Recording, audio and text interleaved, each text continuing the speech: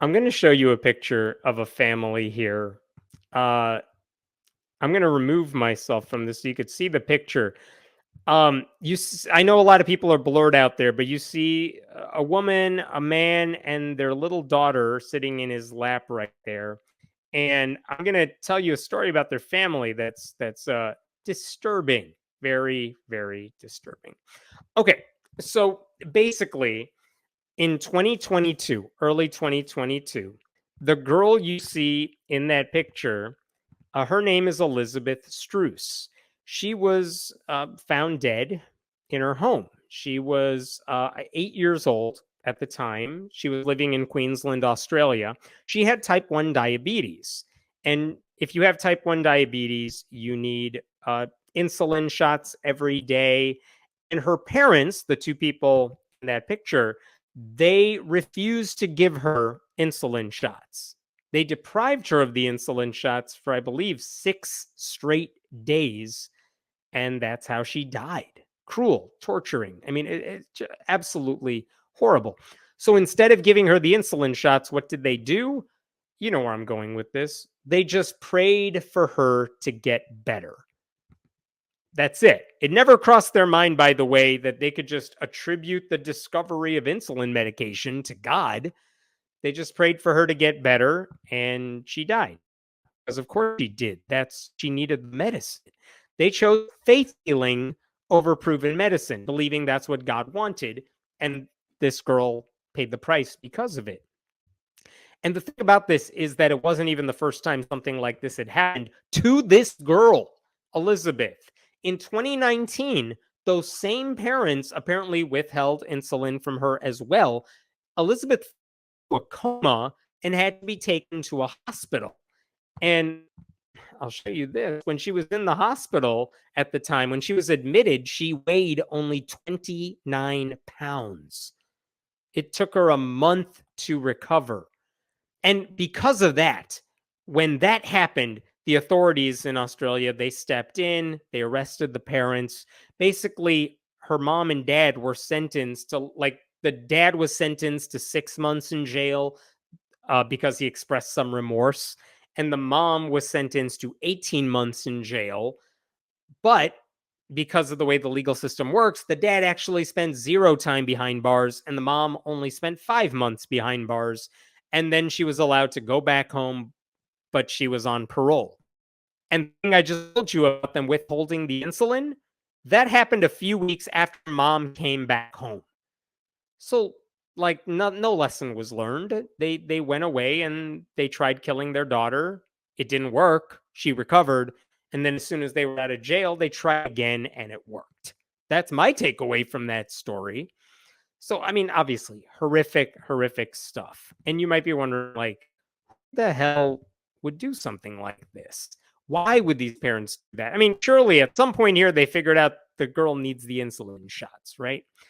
Well, this week, uh, the reason I bring this up is because members of their church, including the parents, the two parents, and 12 other members of their church were on trial beginning this week over the death of that girl. And what the articles are basically saying is there were 14 people charged in some way of being involved in the death of Elizabeth. They basically say two people, the father and the leader of this group, the Saints, his name is Brendan Stevens, they were charged with murder because they not only withheld the insulin, apparently the prosecutors say they knew that that would be dangerous. The other 12 people, including the mother, maybe they didn't go that far. Maybe they just believed that God would protect the girl, but they didn't realize just how dangerous it would be if you didn't give the girl the insulin shot. So they're charged with manslaughter.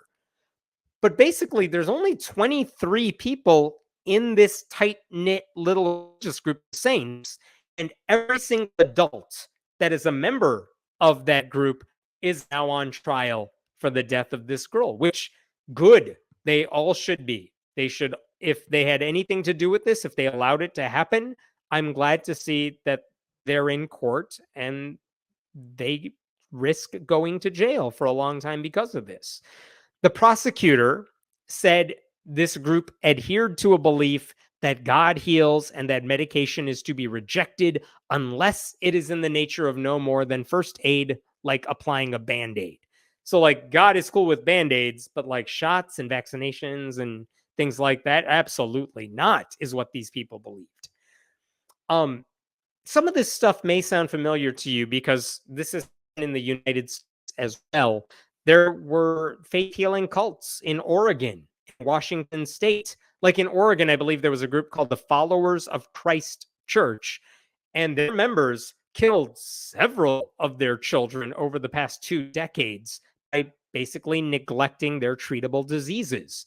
It's so bad that the legislature in Oregon had to remove faith healing as an exemption to the homicide law because it used to be an exemption to the homicide law. And they're like, maybe faith healing should also count as murder because these people all know what they're doing and we need to protect the kids. So, like, look, the simple fact is children should not be sentenced to death because their parents are brainwashed by Jesus. Faith healing is a myth. Faith healing is nothing more than a myth promoted by certain kinds of Christians.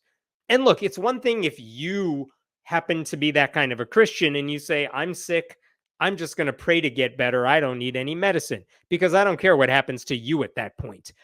But when you deprive your baby or your child of medical treatment because of your irrationality and your delusions, you deserve to be charged with murder.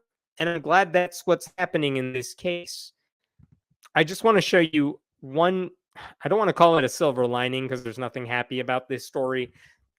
But a couple years ago, when this first kind of made news after the girl died, her sibling, this is Jade Struhs, she's the 25-year-old sister of Elizabeth.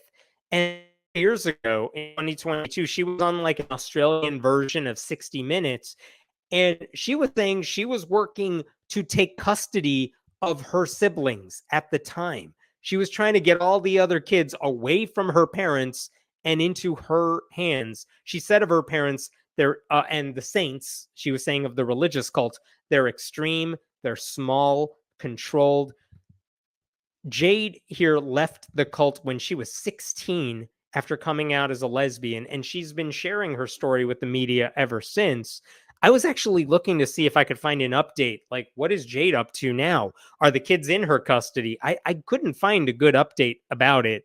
I'm really curious, but like, I am stunned by the idea of someone who was 16 when she left this cult, only in her mid 20s now, even offering to take on the responsibility of being a parent because her parents are such a danger to her siblings. Like, imagine how much growing up you have to do in such a short amount of time because your parents are unable to get past their delusions and they're putting the rest of the family at risk here. But doesn't matter, even if she's sick, even if she's in her 20s, like those kids would be much safer with her than the adults who thought prayer trumped medicine. So this trial is happening now. I don't know how long it'll take. For what it's worth, the 14 members of the Saints, they opted not to get a lawyer. They're all being tried together, like all for one, apparently. And there's no jury. It'll just be up to a judge to decide what happens to all of them, which is a very unusual situation. This is one where I'm going to be, I hope to follow this case because I want to know how this ends. Because I want some justice for this girl who did nothing wrong, except she was born to a family with parents who didn't give a shit about her. Okay, I'm going to stop there for that one. I'll take questions, but I'm ready to move on to a different story. Why was this child returned to the custody of her parents? Whoever didn't pull this child from that home also should be held accountable. You know what? I had that same question, Jeffrey. After she was in a coma, after she was in the hospital for nearly a month, why was she allowed to go back home? And I don't know because, like, the dad expressed remorse. Like, I'm sorry, we didn't mean to do that. We thought we were doing the right thing. We've clearly learned our lesson. And maybe that's the reason they were allowed to take her into custody again. And then within a couple of weeks, she was dead. I wonder if that's the reason, because I don't think even authorities are eager to take a child away from abusive parents if there's a reason to think the parents won't do it again. And I have to imagine they had reason to think it wasn't going to happen again, but I don't know. Why are some Christians obsessed with trying to force their God to perform a miracle instead of simply doing God's work? I mean, you're asking me why some people are religious. And again, there are plenty of Christians who will say everything happens for a reason. So when bad things happen, they're not just going to pray to reverse it, they're going to accept it. But there are plenty of people who are like, I'm not going to get a vaccine because I'm just going to pray for God to heal me. I mean, that happened during the pandemic. It's happening now. I mean, it's a disturbing thing. And again, there are plenty of Christians who will say you could just say God gave us brains. God gave us science to figure out these medications and things like that. There's nothing unchristian about accepting medicine, but there are plenty of Christian scientists, there are plenty of smaller cults that just think, no, I'll just pray for healing. And the thing I always want to know is, okay, well, how come it's always you praying for someone else and it's never like, oh, you broke your leg, so you're going to pray instead of going to see a doctor? It's never about them. It's always, let's hurt somebody else with my experiment here.